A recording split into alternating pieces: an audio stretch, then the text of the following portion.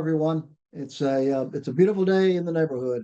I hope you are having a beautiful day where you are and a great day. So this is our training session number one of six. We have a lot of information we're going to cover with you today and in the other five sessions. Um, I always go with from general to specific with these training sessions. So we'll start out with a lot of beginning information, but I think it's all helpful information, especially. And some of you have been in the business for a number of years, and that's okay. Yeah, I think you'll learn something from some of these sessions. So let's start with talking a little bit about that first slide. Here's a point I always like to make. Act as if you do if you act as if what you do makes a difference. It does. Think about what you do. I mean, you're in a great business and you do make a difference. So act as if what you do makes a difference. And that's from William James. So that's a real good statement to have in front of you, probably on a daily basis, because you do make a difference. All right, let's this to talk about a few things before we actually get started into some of the session. But this is a great business that you're in. You will never know everything. This is a trip, not a destination. I've been in this business for 40 plus years. I don't know everything. I'll never know everything. You'll never know everything.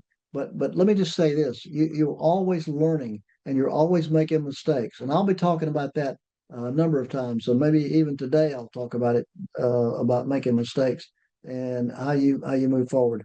But listen, I started my career in coaching, and I coached on the college level, and I coached for 13 years.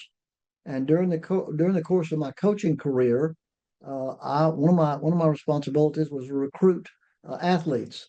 And so I had several things I had to do. I was really learning fundraising and didn't know I was learning fundraising because I had to go out and identify my prospects being the athletes. I had to identify those athletes.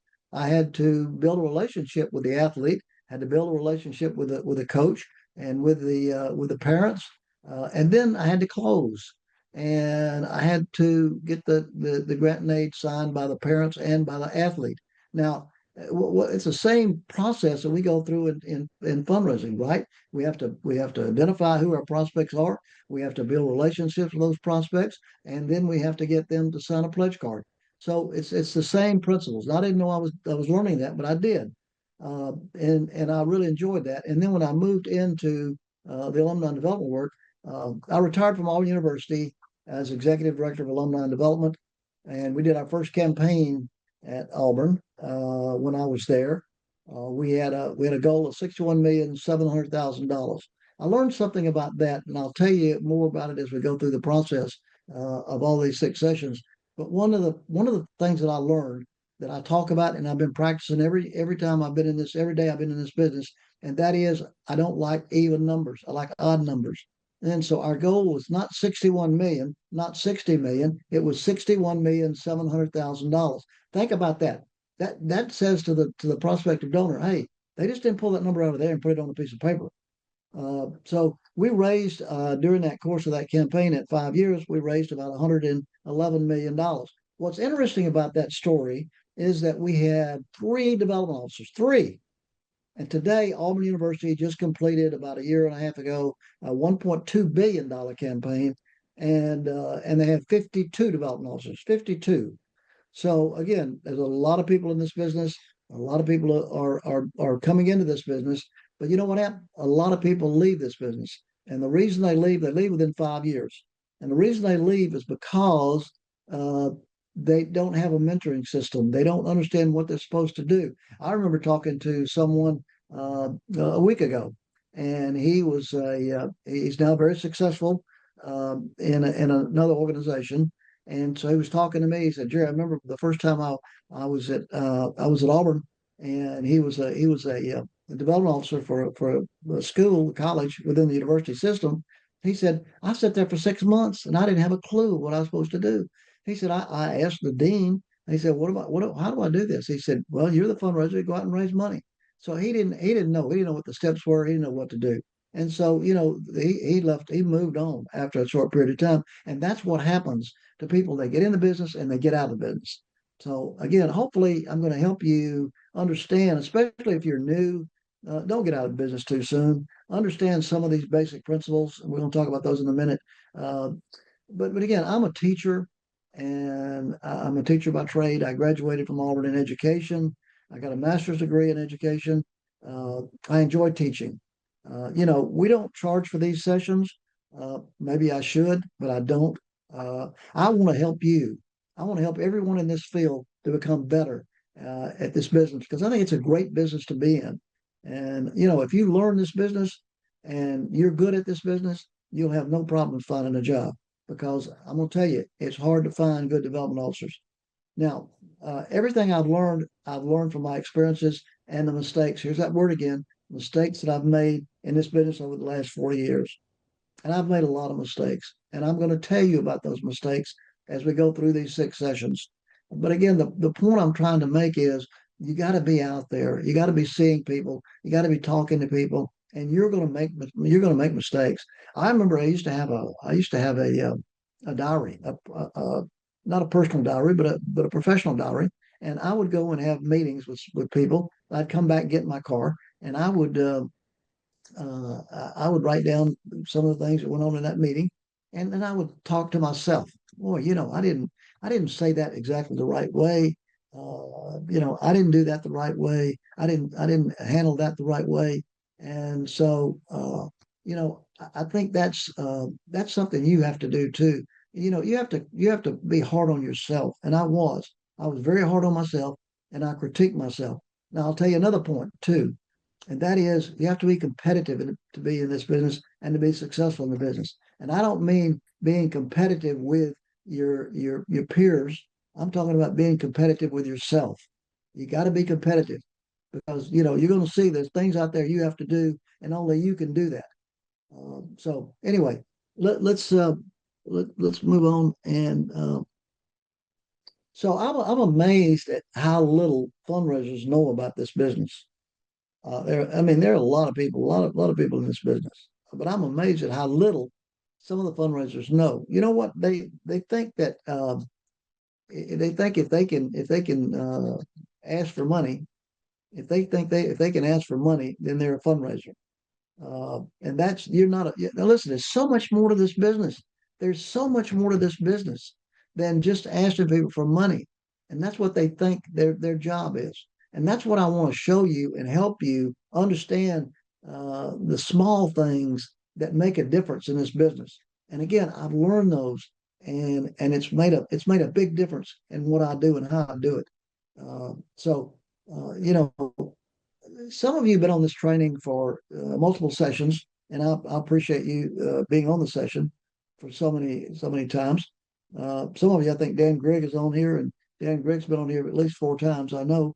And so if I ever stumble, Dan could probably pick it up and talk through this. But again, I think it's important that you come back to these sessions, and I encourage you. You go into these sessions one time. There's a lot of information I throw at you, and I would say, come back again. And I would also say, I hope you're sitting there with a pad and a pencil or a pen, and you're gonna make notes. I'm gonna tell you some things I think you need to write down, and so be ready to do that. Uh, so there's one obstacle that we have doing these sessions, and it is hard to ask questions. But I might say too, here's a basic principle. Basic principle. And I'm going to be talking about a lot of basic principles. So you can write this down if you want to. Most development officers do not ask enough questions. They don't ask questions. They go into meetings with prospective donors, and they come out of those meetings and they make assumptions. Sometimes their assumptions are right, sometimes their assumptions are wrong. What I've learned over the years, if someone says something to you and you don't understand it, then say, "Can you explain that? Tell me what you're thinking, or why would you say it that way, or whatever you want to say." Just ask the questions. Be inquisitive. Be inquisitive. I've always enjoyed that. I've always enjoyed asking questions, and I've always liked to ask questions. And I'm a person who will ask a lot of questions. let's talk about 2024 contributions. There's a lot here to talk about, and we'll be referring to this from time to time. But if you look at contributions in 2024, the American public gave away $592 billion, $592 billion to some 1.5 million nonprofit organizations. 1.5 million nonprofit organizations. Those nonprofit organizations that you're in right now, they're growing by 30 to 40,000 per year. So there's a lot of competition out there. I'm in Lee County, Alabama. I'm in Auburn, Alabama. And in Lee County, we have 126 nonprofit organizations. Now, I want to make a couple of points or several points about this. And that is the most of the money is given away by living individuals, 66%. 66%. I have to say this because when I talk to new development officers, then the first thing they want to do is go after corporations or they want to go to foundations. Some want to go take a course in estate planning.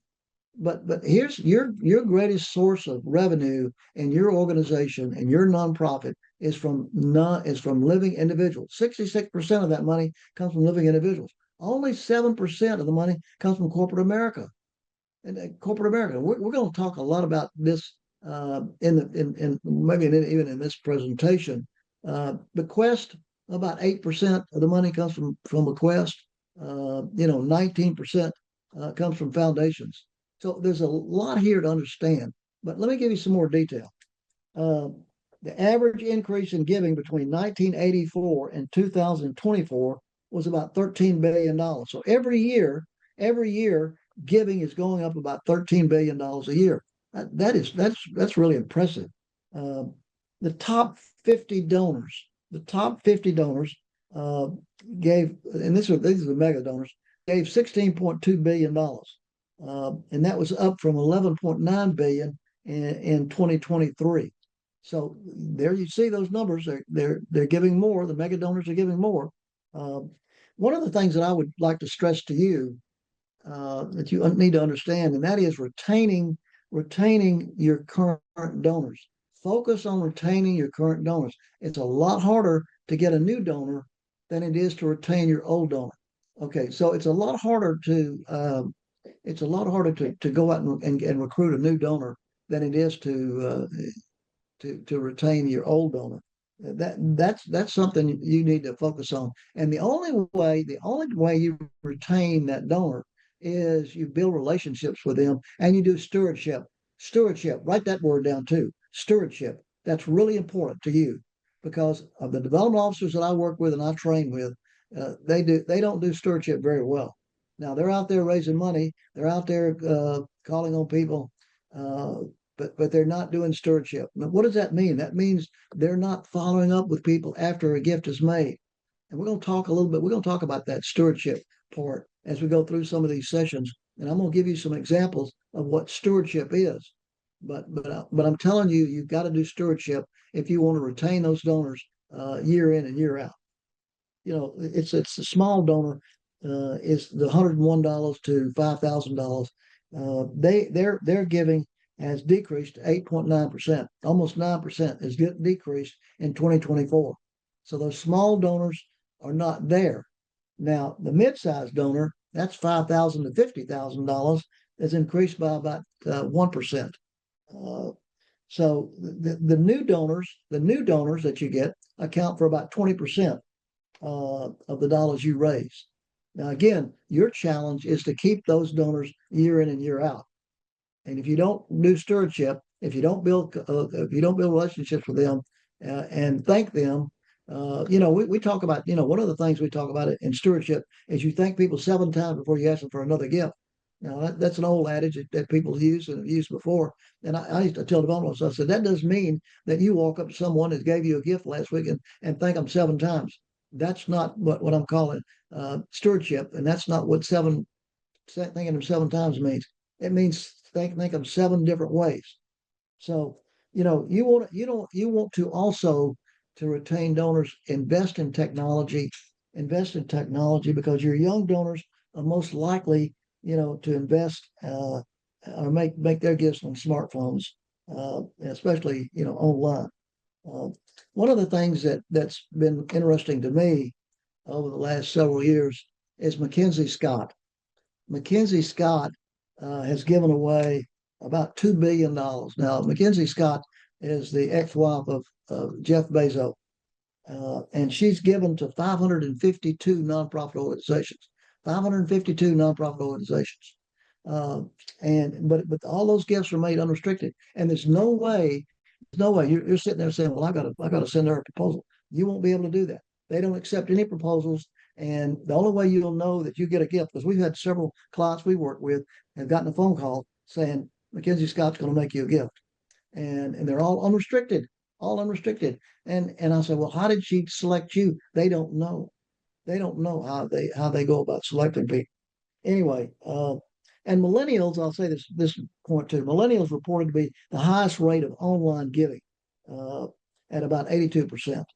So, who are millennials? Millennials are keep people that are age 29 to 44 years of age.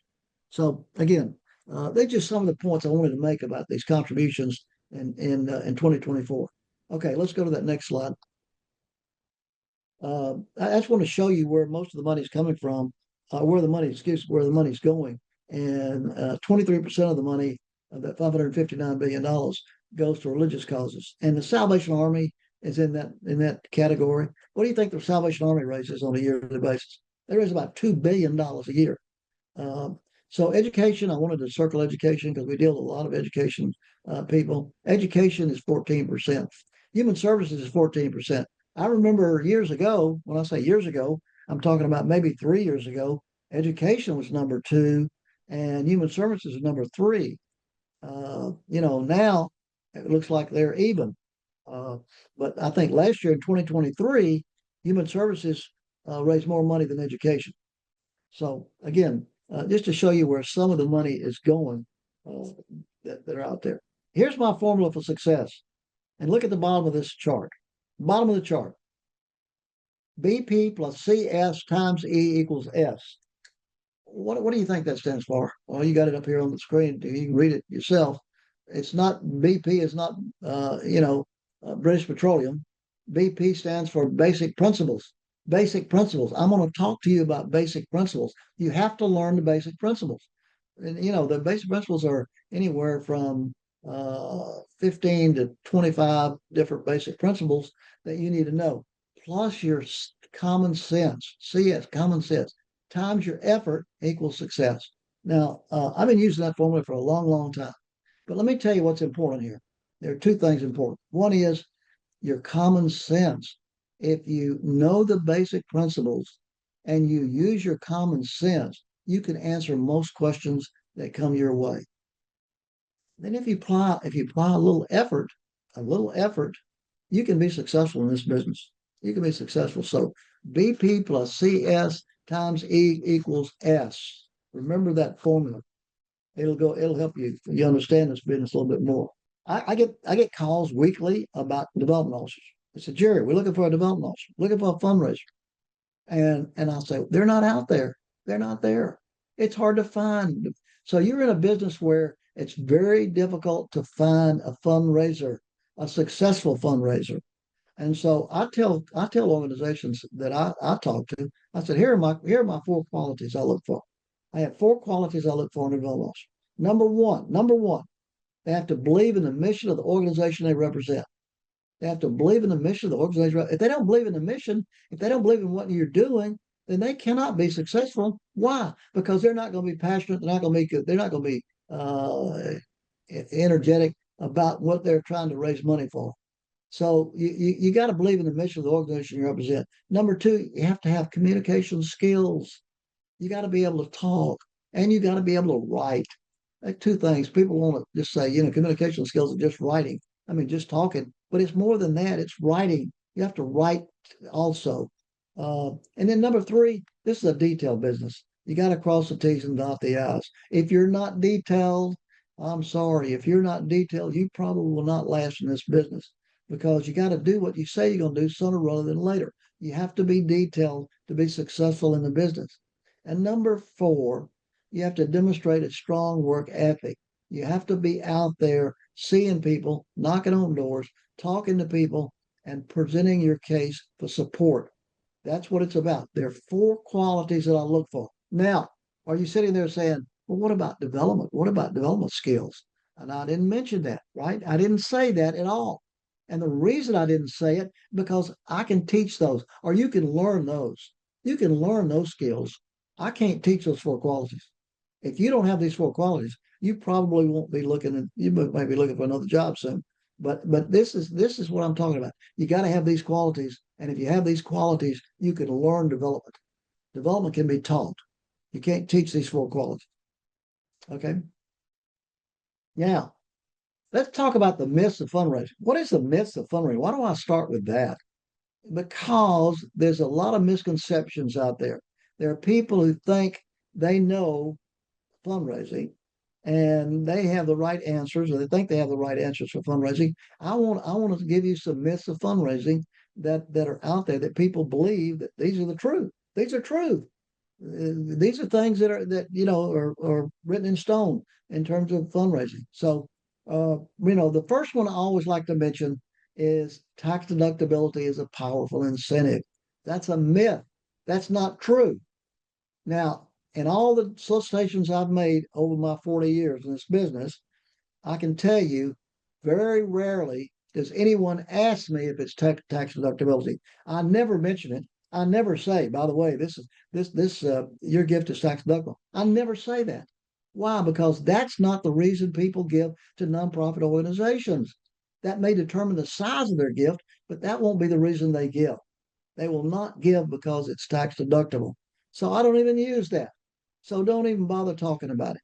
So again, those are we're going to talk about this. We'll go through some more of these that are not true. Foundations and corporations are the biggest donors. Remember, I mentioned that a little bit before. Foundations and corporations are the biggest donors. That's a myth. They are not. Why? They're not. What did I tell you? Who's the biggest donors? The living individuals.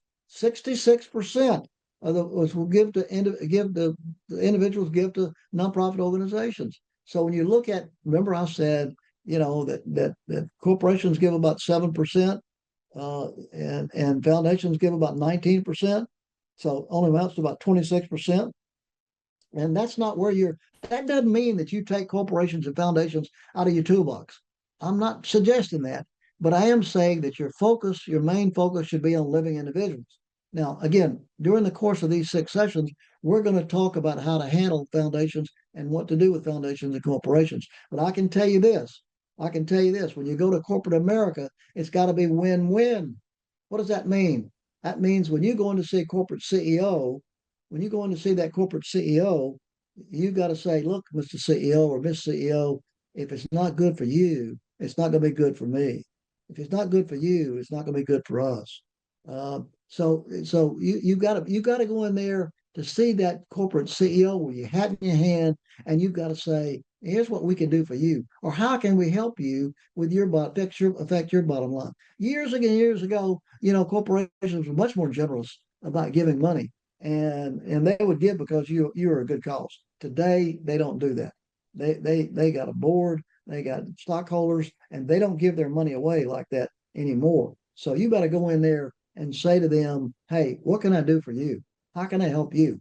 And later on, I'll tell you another story about how that worked. Foundations, there are 43,000 foundations in this country, and everyone wants to solicit foundations, and that's a tough ask right there, because there's so many. Everybody gets in line to ask for that foundation, and for every $1 they give away, there's 100 people. There's 100 people trying to get that $1. So it's really tough to solicit a foundation unless you know some of the board members. And again, we'll talk more about that as we go through some of these sessions. So people will give just because yours is a good cause. No, they don't give because yours is a good cause. People give to people who believe in causes. And, I'm working with an organization now where individuals that we're soliciting it's a new organization. They don't know a lot about the organization, but they're giving because they believe in the people who started this organization, And so people give to people who believe in causes. They don't give because yours is a good cause. So you can talk about your cause if you want to, and that's fine. But it's they're giving to people. People give to people. You've heard that over and over and over again. And that's true. They give to people. That's why you got to build relationships with people and build trust. Oh boy, is that a key word? You can write that down. Trust is a key word in fundraising. And especially if you want to be a successful fundraiser, they have to trust you. Myth, you can secure big gifts by writing letters. Why do you think that? Why do people do that? Why do they send these letters out? Now, I don't know if you can even see this. I've got my letters. These are letters I got in a week. In a week, just look at all these letters. Now I give to a lot of organizations, so I get a lot of letters here, and that is not the way to raise money. I give small amounts of money, but let me tell you this: if you get 2%, if you get a 2% response back on your letters, then you're doing a pretty good job. You should be very very happy if you get 2%. Uh, Now I would say this: the one-on-one solicitation is the most effective way of raising major money. And you could, again, you write these letters, you write these solicitation letters, and it take you 2 weeks, 2 weeks to write the letter. The letter is your short letter is probably a page, and your long letter is probably 2 pages. I hate to share this information with you, but people don't read anymore. They don't read, and so they're not going to read your letter. I've got solicitation letters where they're 4 pages, 4 pages long. What do you think? You think I throw that away immediately? Are you kidding me? I don't have time to read all that stuff, and that's not going to affect me or decide what I want to do. And so, you don't write letters to secure major gifts. That's a myth. You don't do it. They're not coming to you. Uh, so again, learn to do one-on-one solicitations. That's the most effective way of securing gifts. Okay. All right. Here's another myth. The state of the economy is a key to fundraising.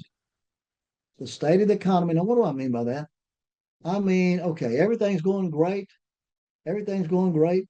The stock market's up. Whatever you want to say, whatever you think the criteria for a great economy is. That's a myth. That's not true. In 2008, we had a recession. And so during that recession, we were working with a number of organizations, and so I found that if people believe in the cause, if they deeply care about the cause, they'll find a way to support it. And what happened was, where we were asking for $100,000 from an individual, we weren't getting that $100,000. We might get 50,000. But I'll tell you what increased during that period of time in 2008. What increased was estate gifts. Estate gifts. We were getting more estate gifts during that period of time. So that's what happens. I mean, people still gave to those organizations they believe in. Now, I remember one organization I heard about. We weren't working with them, but there was one organization that was in a major capital campaign, and they decided to stop. They decided to stop, and when they were going to pick it back up later. Well, here's another basic principle for you. Another basic principle: campaigns don't die a slow death; they die a quick death. They die a quick death, and so that's what happens. Uh, and that's what happened to the organization. They died. They didn't get started back again. It was very difficult, and they didn't. Wealth is most what determines a person's willingness to give. No, that's not the reason. That's not true. The importance of connection to the organization and interest in what you do is the determining factor. Here's a basic principle. Basic principle says people who get involved in organizations tend to become committed to those organizations, and the dollars follow the commitment. Let me repeat that again because it's important. You know, People who get involved in organizations tend to become committed to those organizations, and the dollars follow the commitment. Now, let me give you an example. I go into schools and they will say to me, Jerry, we got this multi-billionaire across town, and let's go get some of his money. I said, well, wait a minute. Before we get in the car and go see him, let me ask you a couple of questions. Number one, is he a graduate of your school? No. Does he have children at your school? No. Is he on a board here at the school? No. Uh, has he ever been on campus? No. I said, your chances of getting his money are slim to none. You're not getting his money. He's not giving you his money because that basic principle. So what do you do? If you're a development officer and you're in XYZ city and you know someone who's got great wealth, what is your job? Your job is not to go out and solicit him or her. Your job is to, that basic principle I just told you about, you get them involved. You get them involved. You get them involved. They get them committed, and the dollars follow the commitment. So you have to build a relationship with those people over a period of time. And when you do, they'll give. I'm not going to go into this story, but we had a story with a gentleman that we worked with in a Christian school, and he gave $1 million. He wasn't a member of the school and wasn't a parent of the school, didn't have children, but he gave $1 million. And then he gave later, after he paid that off, he gave $5 million match, and then he put the school gave the school 80% of his estate. Now I'm going to tell you that story later on. I'm going to tell you that story. So hang around with me, and during the course of the six sessions, I'm going to tell you the whole story. So anyway, it's interesting. All right, let's go to the next one. Myth: you don't have to give in order to ask others to give. Your time is your gift. Well, that's not true. I believe from day one, from the day I got in this business, I said I can't go out and ask people to give if I haven't given myself. Now, I'm not telling you what to give. That's a personal thing. You have to decide what to give. But I've done 350 campaigns, and I have given to every one of those campaigns. I've made a gift to every one of those campaigns. Now, I don't go out when I'm doing solicitations with a client. I don't go out and say to that couple or that individual, "Hey, by the way, I've given. Why don't you give?" I don't say that. But let me tell you what it does. It gives you confidence that you're not asking someone to do anything that you haven't done yourself. This is really important. You have to give first. You have to give before you can ask someone else to give. Again, I don't care if it's $1, $5, $10, $50, 100. I don't care what the amount is, but at least you know you have given, and that's important. So it's impolite to ask for a specific dollar amount. Now, this is the greatest mistake made in fundraising today. You can write that down. This is the greatest mistake made in fundraising today, is not asking for a specific dollar amount. You have to ask for a specific dollar amount. That's how you raise major money. Major donors, sophisticated donors, want to know, what do you expect of me? What do you expect of me? And you have to put an amount out there. Now, I think there's something too that we have to talk about, and we will be talking about that at some point in time. You can't just, well, we're going to talk about that in a minute. The point I want to make is you can't ask someone for a range. You can't go in and say, we'd like for you to consider a gift in the range of $5,000 to $10,000. You know what they're going to do? They're going to go to the bottom of that range every time. Every time they'll give you $5,000. So you don't put a range out there. And you don't go in and say, hey, we're a great organization. We've done great things. Here's what we've done. We'd like for you to make a contribution to our campaign or our organization today. Most people want to know, what do you want? What do you want from me? So put a dollar amount in front of them. You know what happens here? The reason people don't ask for a specific dollar amount, the reason people don't go out and sit down and talk to people and sit across a table and ask for a gift face to face is the fear factor. And we're going to talk about that. The fear factor, FEAR, the fear factor. People are afraid to do it. They're afraid to do it. I'm going to show you during the course of these six sessions, I'm going to show you and talk about our 5 steps we use in solicitations. And those 5 steps will take that fear away from you. But I'm trying to encourage you that if you want to raise money, it's got to be in a face-to-face meeting, but you got to ask for a specific dollar amount. It's prudent to focus on large donors only. No, individuals of all sizes can lend their support to an institution. You know, most of the time, 85, 90% of the money comes from 10 to 15% of the people.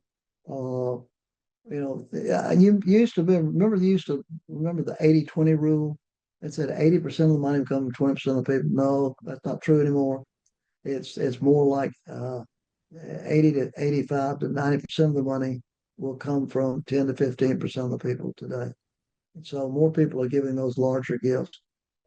Again, you got to ask for those large gifts, but that doesn't mean that the $100 gift's not important, because it is. Every gift is important to you. Uh, I will tell you this. I remember reading an article one time about uh, Booker T. Washington, and he was the president founder of Tuskegee Institute, and he sent John D. Rockefeller, who was the richest man in the country, maybe in the world, and he sent him a letter and said, "Hey, we're in a campaign at Tuskegee, and we'd like for you to give to that campaign."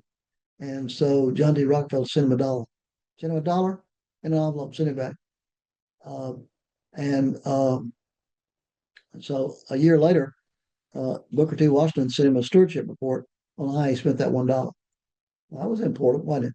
Well, later on, Johnny Rockefeller made a sizable contribution back to Tuskegee Institute. Estate gifts only come from big donors. That's not true either. Um, but most people, this is what I found out. Most people don't wake up in the morning and think that they've got to go put you in their estate plans. They don't do that, and so you have to sort of remind them. You have to ask them, you know. And here's what I do, and I think I got this question underlined on this in this session. Anyone in your database that's 60 years of age or older, you should be asking them about their estate and putting you in their estate, and maybe even if they're 50 years of age or older. And here's what I do. Here's what I learned. This is what I've learned over the years. Uh, I always say, if I'm calling on John Smith, and I'll say, Mr. Smith, after your church and your children, would you consider putting our organization in your estate plans? After your church and your children, would you consider putting our organization in your estate plans? I'm going to tell you why I do that. Again, remember what I said? BP plus CS, common sense. I found out that I didn't use that sometimes. I'd go out and and I'd say, would you consider putting our organization in your estate plans? And they'd always come back, well, I got to give to my church, I got to give to my children. So I take care of that right up front. I say, after your church and your children, would you consider putting our organization in your estate plans? Now, you're looking for people who give to your organization. People have given 13 years or more to your organization and this is statistical from someone who did some research, and they said these people are prime candidates as estate donors. So go back and look at your database and look and see if you've got some donors that have given 13 years or more, and maybe they could be estate givers to you. Now, I will tell you another note too. When you ask for an estate gift, you always, always, always ask for a percentage of their estate, not a dollar amount. So let me give you an example. I'm visiting with this man, the gentleman, and he said, "Jerry, I want to leave the school $50,000 in my estate." And I said, "That's great." I said, "I appreciate that very much. However, would you consider making it 20% of your estate instead of an outright $50,000 gift?" He said, "Yeah, I'll do that." So he did. He put 20% of his estate. And after he passed away and his wife passed away, that 20% became $350,000. $350,000. So here's the basic principle. It says that, with his estate, if you got a percentage, when his estate grows, so grows your amount. If he'd have given me the $50,000, and he lived another 10 or 15 years, that $50,000 is not the same value as it was when he gave me that $50,000 indication he was going to give. So again, those are just things that I've learned over the years, over the 40 years I've been in this business, that, maybe can help you. Some people can't afford to give and shouldn't be asked. So never presume someone can't donate. Never presume someone can't donate. That's a mistake that you make. Uh, you want to make sure you give everybody a chance to give. What I like to do is in our campaigns, we like to say that anyone who can give $3,000, let's say over a 3 year period of time, and this is a K through 12 school, can give $3,000. We want to solicit them. $3,000. What is that? That's $1,000. That's $1,000 a year, or that's $83. A month. Uh, Again, just that's $2.76 a day, whatever that number is. We think everybody can possibly do that. So we look at trying to solicit face to face with anyone we think can give $3,000, and we would think most people can do that. So again, maybe that's the way you approach it. Maybe you say, would you consider giving $83 a month to our organization? People, you break it down that way, people can better understand it and comprehend that.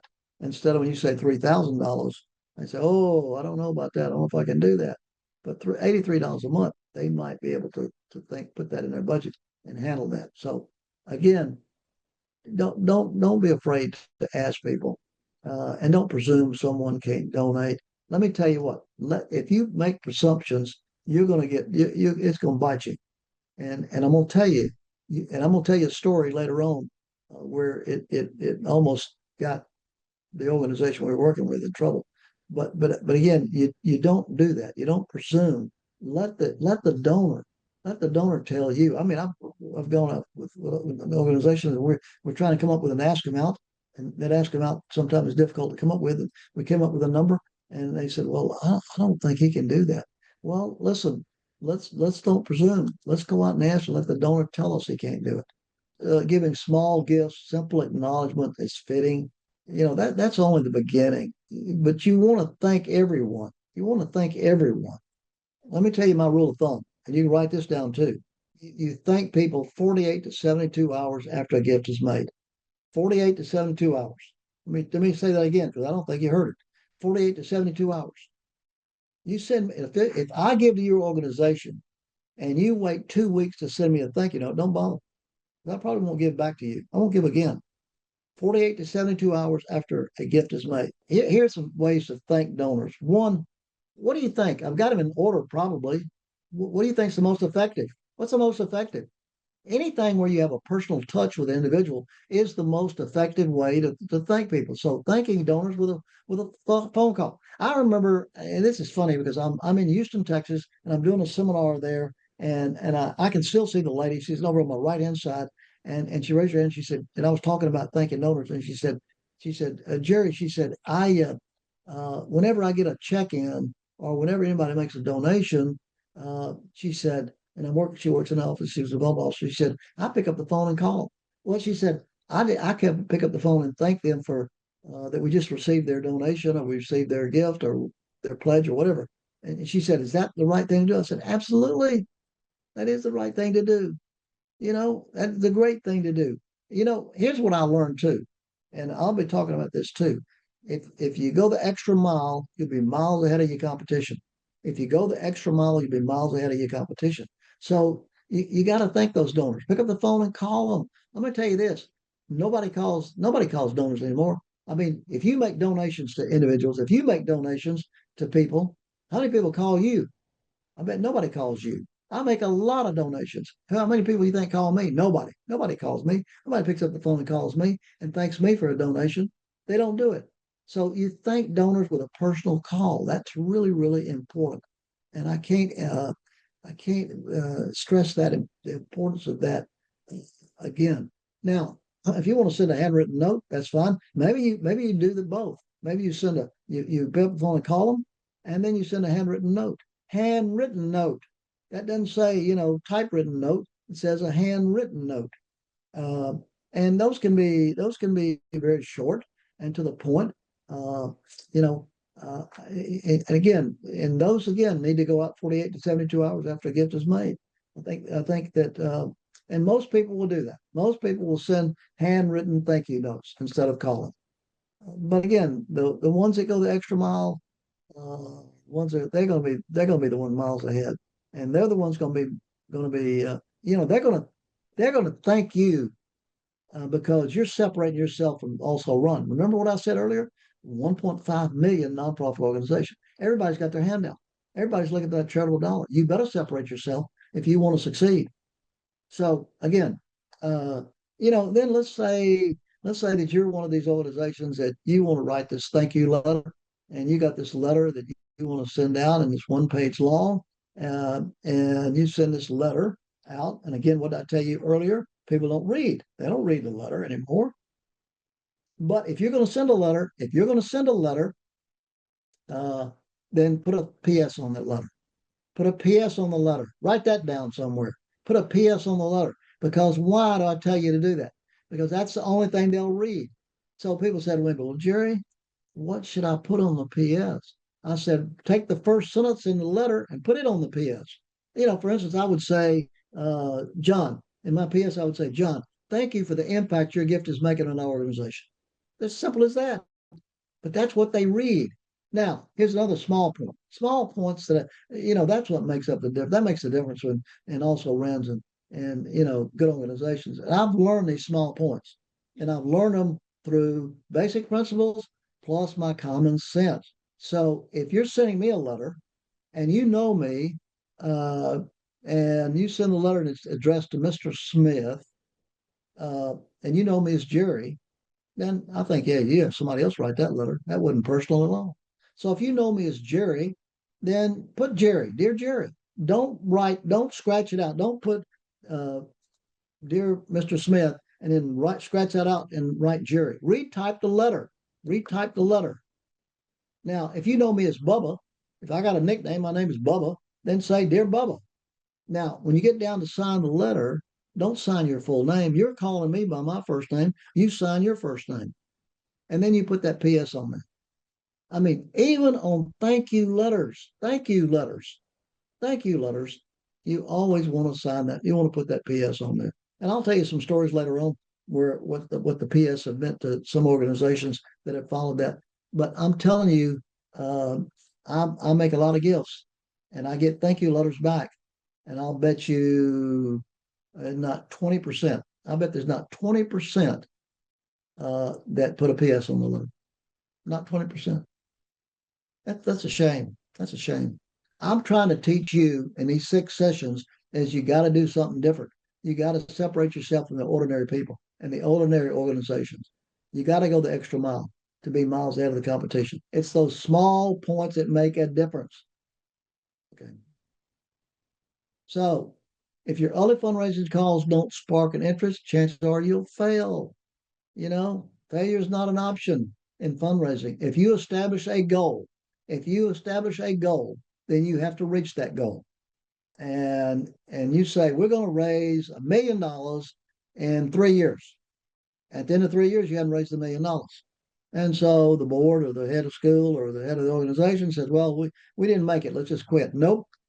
Failure is not an option. So you know what you do? You extend the campaign another year until you reach the goal. And you get to the next year, the 4th year, and you still haven't raised the money. You extend the campaign another year.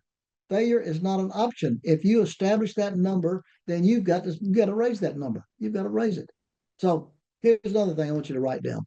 This is a numbers game. A numbers game. So, I put down 100 calls per week. That's just an idea that we came up with. If you want to try to get appointments, and we're going to be talking about that in one of our sessions, how to make calls and how to set up appointments. I'm saying make 100 calls a week. 100 calls a week. You say, well, that's a lot of calls. Well, it's not really that many calls. It's like 20 calls per day. Surely you can do that. But let me give you an example of how the numbers work for you. If your goal is $100,000, then and say you're going to raise $100,000 this year, then you got to present $200,000 in proposal presentations. And we'll repeat that. If you're going to raise $100,000 this year, you have to ask for $200,000 That's $16,666 per month. This is a numbers game, a numbers game. So if you're going to raise $1 million, then what's your well? What's the proposal amount? 2 million. If you're going to raise $500,000, it's a million.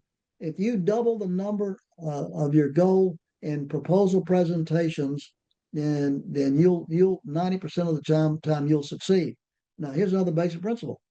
It says that you've got to be able to get that number out there and let people see that you're presenting that number.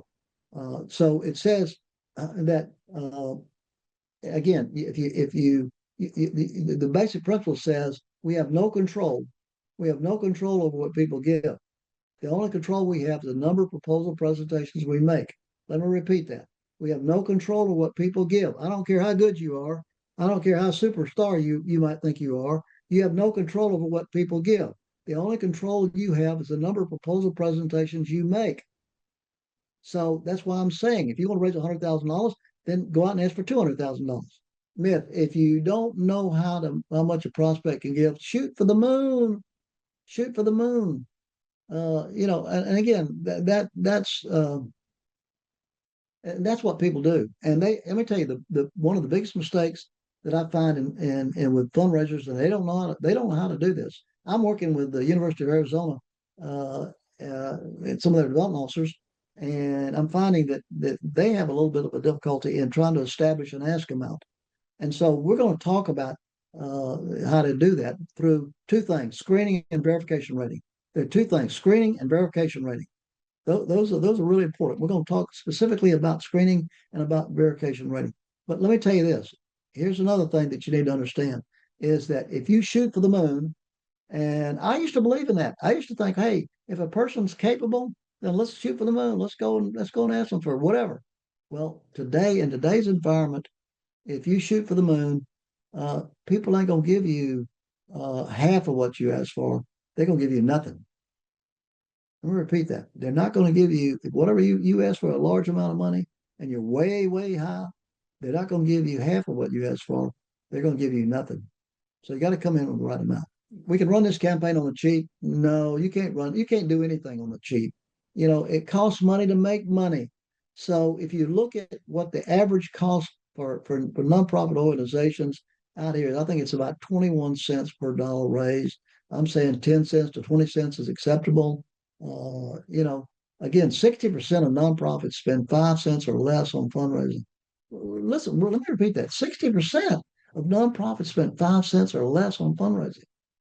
You got boards that you have to talk to, and when you start talking to boards, you have to stress with them that it costs money to make money. When I was at Auburn University as executive director of alumni development, my cost of raising a dollar was 12 cents. It cost me 12 cents. Now you need to go back and look at what it costs for you to raise money. Now, you just take your budget, take your salary, all of that, and then divide it by the number of dollar amounts of money you raised, and you come up with what it costs you. But you have to stress to boards, that you're going to need more money to be able to raise more money.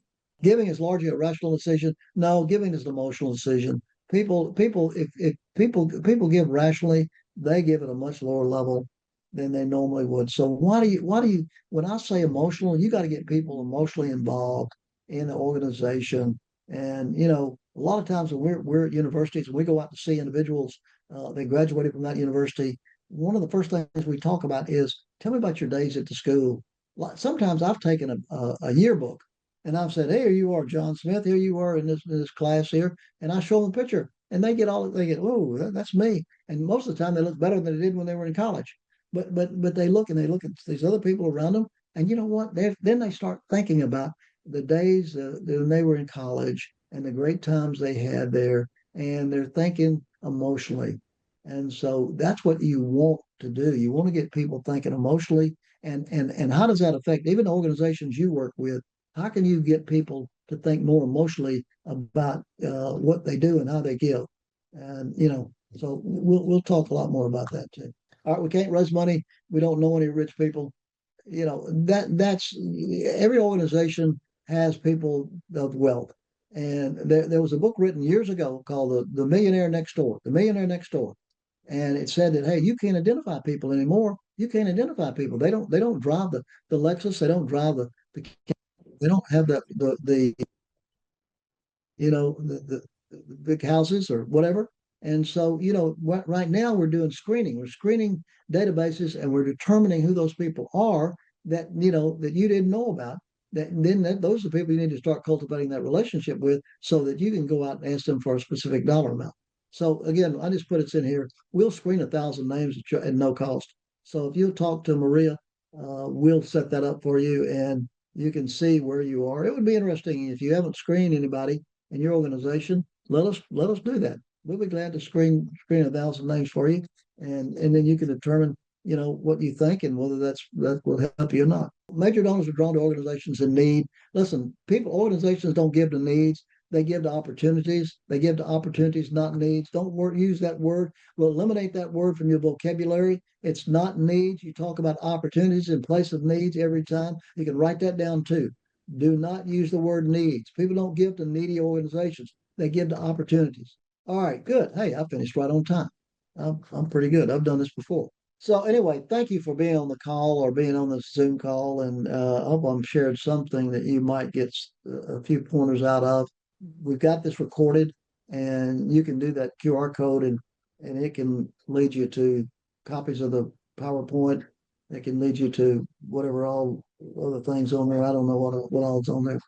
But anyway, thank you for taking the time to get on the call, and I appreciate you, and certainly welcome you. Any questions you might have, that you can certainly send those to me, or email those to me, or email them to Maria, and I'll promise you I will get back to you.